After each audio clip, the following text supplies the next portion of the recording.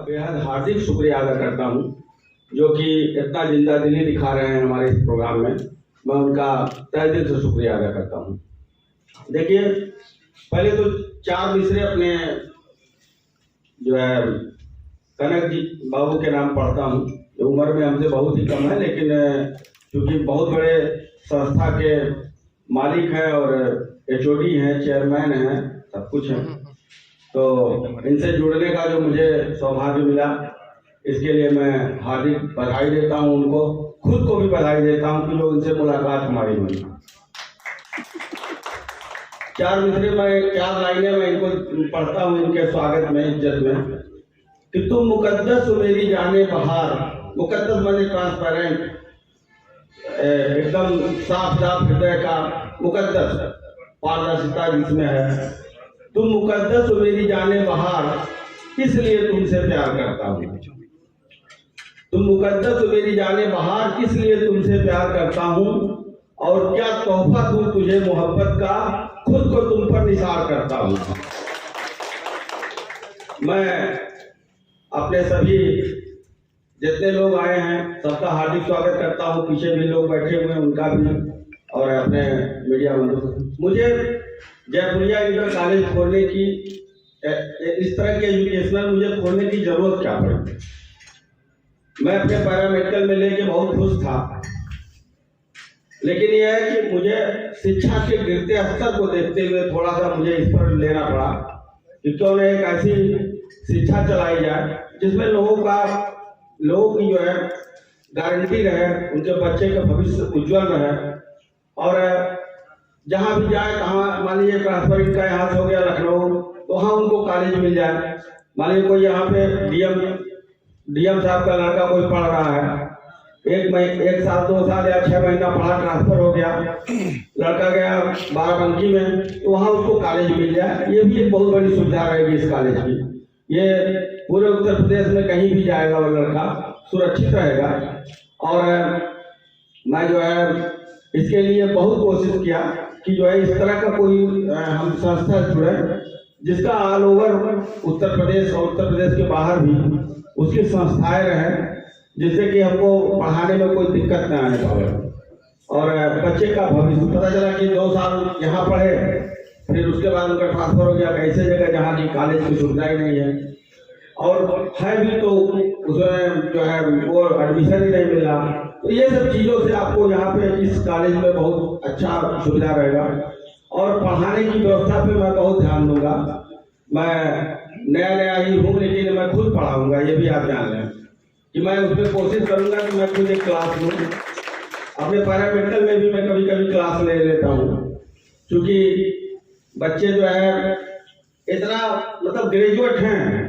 मैंने पूछा बच्चे से भी 4-5 दिन पहले आया था, कितना पढ़े होगा, मैं बीए किया। उनका बीए का फुल फॉर्म बताओ, नहीं बता पाया। कोई बीए का फुल फॉर्म बता दिया तो बैचलर की स्पेलिंग नहीं बता पाता है। ऐसे लोग नौकरी खोजते, बताइए कैसे मिलेगी। यहाँ इतना कंपटीशन है दुनिया में जिसका कोई हद हिसाब नहीं है। उसमें आप चाहते हैं कि मैं कुछ पढ़ूं नहीं और ऐसे ही डिग्री पाल के और नौकरी पा जाऊं, ये नहीं हो सकता है। होगा भी तो आप छाट दिए जाएंगे बाद में। तो इसी सबको देखते हुए मैंने जो है इस तरह का इंस्टीट्यूट एक अपने मेरे जहन में काफी दिन से था कि ऐसा कोई वो शिक्षा के क्षेत्र में दिया जाए जिसमें अपना भला कम हो, लोगों का भला ज्यादा हो। और यही सब हमारी जो है थीम थी कि मैं इस कॉलेज को, जयपुरिया इंटर कॉलेज को इतना बेहतर शिक्षा और वो सामाजिक स्तर दिया जाए इसको कि लोग इससे पढ़ के लाभान्वित हो, उनके गार्जियन भी खुश रहे कि मेरा बच्चा जो है एक सुखद भविष्य के लिए गया हुआ है। और बहुत बहुत धन्यवाद आपको। 4 लाइनें मैं इनको और पढ़ता हूँ। फाइनल कि तुम्हारी तरफ से इशारा न होता तो मैं इतनी जल्दी तुम्हारा न होता। तुम्हारी तरफ से इशारा न होता तो मैं इतनी जल्दी तुम्हारा न होता, और न तुम मुझको मिलते न मैं तुमको मिलता, मुकद्दर को अगर यह गवारा न होता। बहुत बहुत शुक्रिया, बहुत बहुत धन्यवाद और हार्दिक शुभकामनाएं हमारे पत्रकार बंधु के लिए।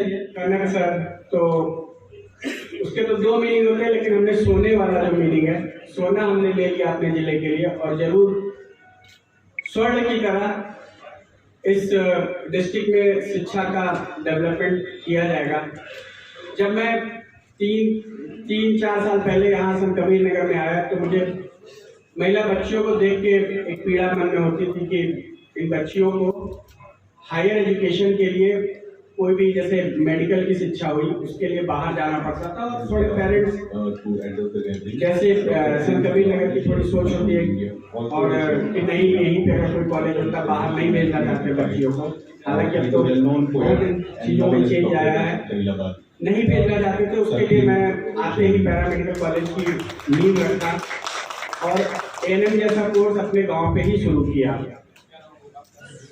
इसको देखते जैसे सर ने भी अभी कहा कि सारी चीज होनी चाहिए, लेकिन हमको अपने कल्चर, अपने जैसे एक आध्यात्म की तरफ भी आपका ध्यान, मैं खुद विपස්සना साधना करता हूँ और ये कोशिश रहती है कि हम अपने आप को कितना बेटर कर सके और कितने मतलब एक कहते हैं कि हार्ड वर्क जो है वो अच्छी चीज़ है, लेकिन स्मार्ट वर्क और अच्छी चीज़ है। तो मुझे जरूर लगता है कि MR सेठ जयपुरिया कॉलेज के साथ हम लोग स्मार्ट वर्क और हार्ड वर्क दोनों करेंगे। और जो भी बच्चे हैं, पहले के बच्चे, ऐसा नहीं है कि पहले बच्चे हम लोग भी इसी जिले से पढ़े लिखे सब चीज़ किए, आयाम जीवन में कुछ हासिल किए, ऐसा नहीं। लेकिन ये है कि जो बाहर जाने के बाद हम लोग को समस्याएं आई, जैसे आता बहुत कुछ था लेकिन उसको इम्प्लीमेंट करने में बड़ी समस्या होती थी, क्योंकि हमारी जो एजुकेशन थी वो यहाँ पे कंसेप्ट सारे क्लियर होते थे, लेकिन इंटरेक्शन हम लोग का जब मुझे याद है जब हम लोग MBBS में गए तो अगर हमारी रैगिंग नहीं हुई होती तो हम पहले की तरफ पहुँच गए होते हैं, क्योंकि जो यहाँ पे इंटरेक्शन है वो उस लेवल का नहीं है। एजुकेशन हर जगह से बहुत अच्छी है, लेकिन इंटरेक्शन जो हम लोग किसी भी जैसे पहले हम लोग बैच में गए, हम लोग की जो एजुकेशन थी वो कोएड नहीं होती थी। पहले जब गए तो हम लोग को लगा कि नहीं, एक शेम की भावना थी, लेकिन फिर वो धीरे धीरे चेंज हुई। तो इस तरीके के इंस्टीट्यूशन से, एजुकेशन से जो पहले ही बड़े डिस्ट्रिक्ट में और सारी चीज़ों को लेके चल रहे हैं, वो हमारे जिले में आने से इसका एक लाभ होगा। और ये मैं आश्वस्त कर देना चाहता हूँ, जैसे कि सर हम लोग भी बहुत कम समय में, पिछले 3 महीने में ही हम लोगों ने डिसीजन लिया और बिल्डिंग को जहाँ तक है कि हम लोग एक और महीने में इसको इम्प्लीमेंट करके ऊपर तक बढ़ा देंगे और बहुत तेजी से काम चल रहा है इसके ऊपर।